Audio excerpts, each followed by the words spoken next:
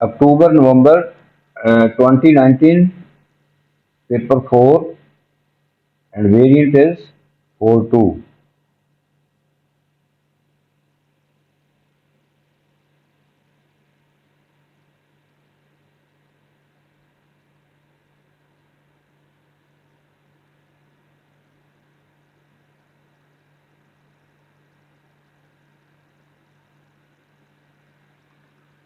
First question of this paper is from kinematics of motion in a straight line. Key moments are differentiation and integration in kinematics.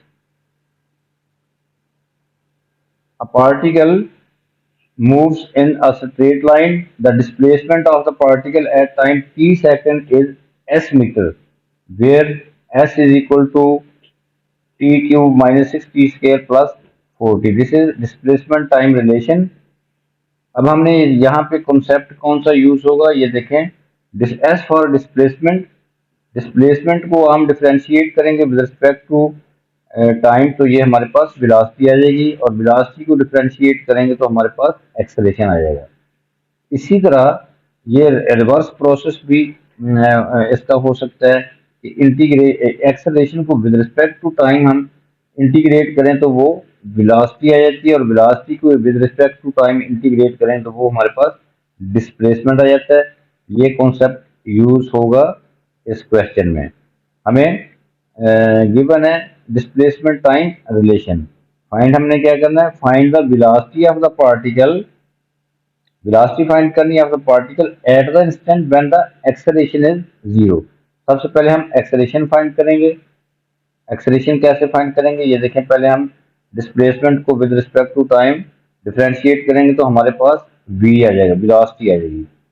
फिर velocity को differentiate करेंगे तो acceleration आ जाएगा. इसका मतलब कि इस रिलेशन को, एस और टी वाले रिलेशन को हमने दो दफा डिफरेंशिएट करना तो हमारे पास एक्सेलरेशन आएगा, और एक्सेलरेशन को पुट करेंगे जीरो तो हमारे पास टाइम आ जाएगा. उस टाइम पे हमने वेलोसिटी फाइंड करनी है.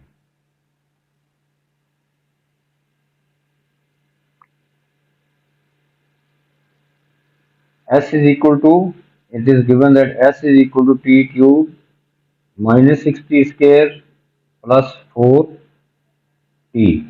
Differentiating s with respect to t, so this becomes ds over dt. ये रहेगा 3t स्केयर. हम राइट साइड को डिफरेंशिएट कर रहे हैं तीनों टर्म्स को with respect to time. 3t square minus 12t plus 4. तो ये जो है ये v होता है. ये ds ओवर dt जो है ये होगा v वेलोसिटी. अब हमारे पास वेलोसिटी जो है आ गई है 3t square minus 12t plus 4. अब हमने एक्सेलरेशन फाइंड करना है तो इस v को दोबारा से हम डिफरेंशिएट करते हैं विद रिस्पेक्ट टू टाइम. तो dv over dt we get dv over dt. Right side को तीनों टर्म्स को हम डिफरेंशिएट कर देंगे विद रिस्पेक्ट टू टाइम, तो वी गेट 6t माइनस 12. तो dv ओवर dt जो है ये एक्सेलरेशन होता है. तो सो एक्सेलरेशन आपके पास आया है 6t माइनस 12. अब उसने कहा है कि acceleration is zero at that instant. Acceleration is zero. वहां से हम t फाइंड करेंगे, उस t पे हमने वेलोसिटी फाइंड करनी है. तो फिर वेलोसिटी में t की वैल्यू पुट कर देंगे. पहले एक्सेलरेशन इज जीरो, तो सो 6t, since acceleration is zero, this means that 6t minus 12 is equal to 0. 6t minus 12 is equal to 0. From here, 6t is equal to 12 or t is equal to 2 second. अब t is equal to 2 second पे हमने velocity find करनी है. तो velocity time relation ये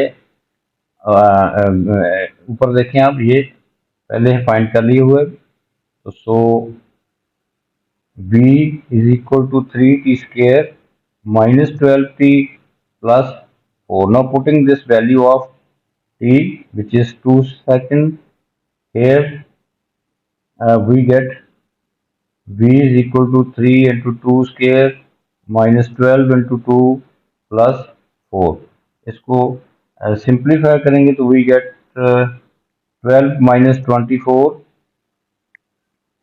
plus 4. Finally, we get v is equal to minus 8 meter per second. ये velocity है 8 meter per second, but negative sign here shows the direction of the particle in opposite direction.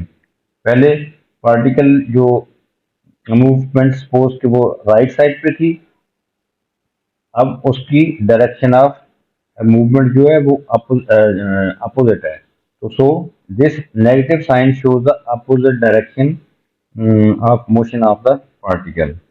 So this is the final answer.